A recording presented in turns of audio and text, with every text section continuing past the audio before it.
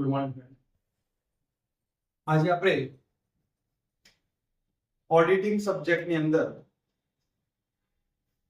NEET ડિવાઇઝેબલ profit વહેંચણી પાત્ર નફો જેના એચએનજી યુનિવર્સિટી 2024 ની અંદર પૂછાયેલો દાખલો આપણે જોઈએ. 2024 ના પેપરની અંદર ક્વેશ્ચન નંબર 3 જે ડિવાઇઝેબલ પ્રોફિટ એટલે કે વહેંચણી પાત્ર નફાનો છે. મિત્રો આપણે બંને મીડિયમમાં જોઈએ છે, ઇંગ્લિશ મીડિયમ અને ગુજરાતી મીડિયમ બંનેમાં જોઈએ તો એની અંદર મિત્રો 7 માર્ક્સનો દાખલો પૂછાય છે. તમારે એક અહીંયા મેં ફોર્મેટ અહીંયા લખ્યું છે, પહેલા એ ફોર્મેટ સમજો અને એ ફોર્મેટ તમને આવડી જશે તો તમે આ પ્રમાણે 100% દાખલો સફળતાપૂર્વક ગણી શકશો. ઓકે મિત્રો, તો એની અંદર આપણે 3 સ્ટેપ છે. દાખલાની આપણે 3 સ્ટેપ પાડીએ છીએ. સ્ટેપ નંબર 1, સ્ટેપ નંબર 2 અને સ્ટેપ નંબર 3. આ છે વહેંચણી પાત્ર નફાની ગણતરી.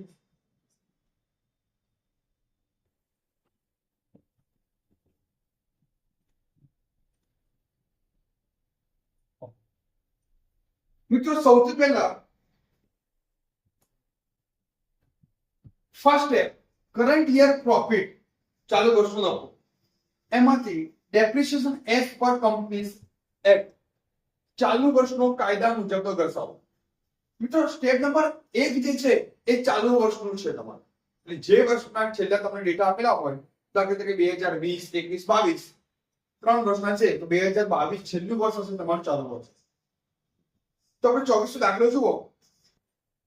2020-21, 2021-22 અને 2022-23 તમે ચાલુ વર્ષનો નફો before depreciation and profit or loss before depreciation ઘસારા પહેલાનો ચાલુ વર્ષનો નફો કેટલો આપેલો છે?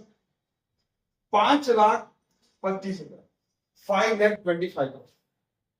અને બાજુમાં જ તમને ઘસારો આપેલો છે, કેટલો આપેલો છે બાજુમાં? 1,25,000. આમાંથી yes for like first step complete. Clear? Now second step previous year પાછલા વર્ષનું છે. Areas of depreciation of previous years. બીજો શબ્દ લખેલો છે unabsorbed depreciation એટલે કે અસમાવિષ્ટ ઘસારો. તો તમને અહીંયા unabsorbed depreciation અસમાવિષ્ટ ઘસારો આપેલું છે પાછલા 2 વર્ષનો 2020-21 અને 2021-22 કેટલા આપેલા છે? 12,500 અને 20,000. કેટલા થયા ટોટલ?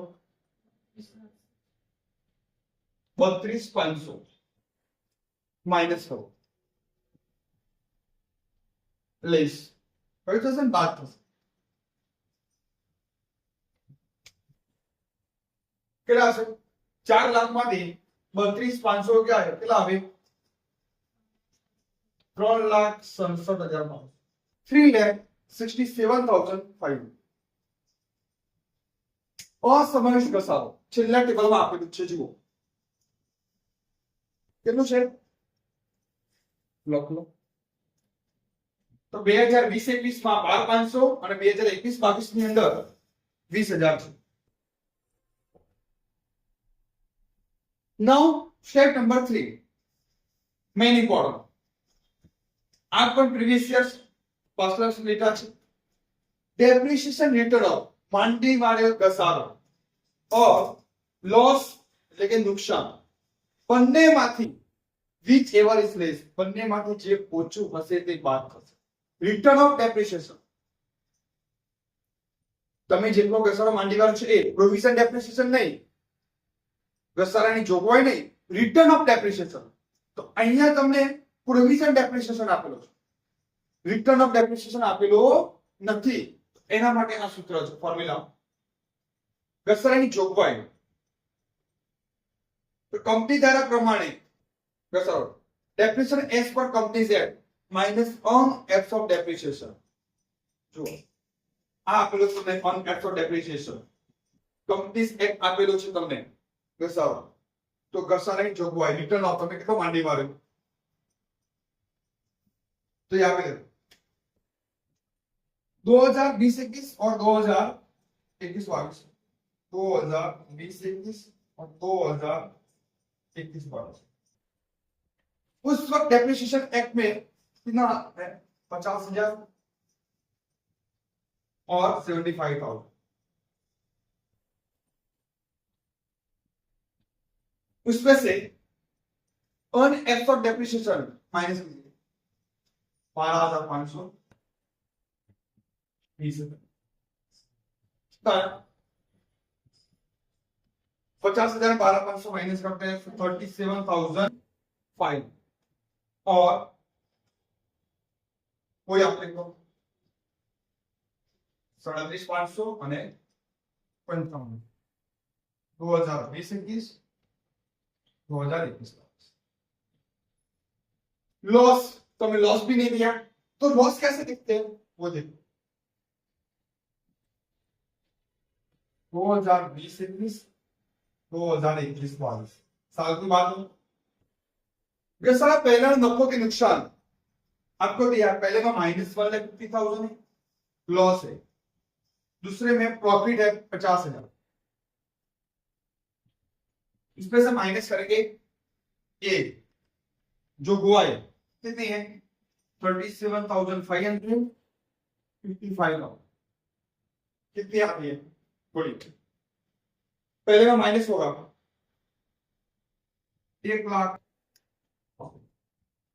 कितना होगा 1,87,500 1,87,500 और दूसरे में कितना आएगा सिर्फ 5,000 देखो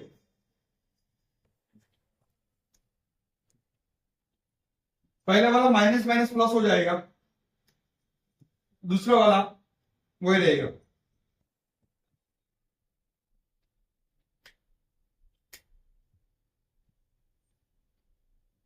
तो ये सारी लॉस ही आती है ये माइनस ही है ये वैल्यू माइनस ही है उसको हम बोलते हैं लॉस माइनस है तो लिखो अब ये दोनों में से लॉस और डेप्रिसिएशन प्रोविजन दोनों में से जो कम है वो कौन सी है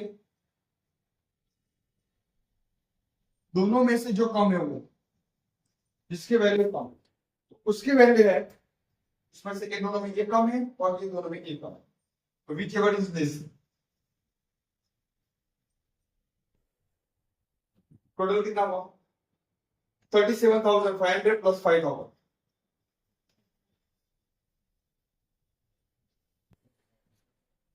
क्योंकि वो माइनस कर देंगे उसमें से माइनस कर देंगे आपका आंसर आ गया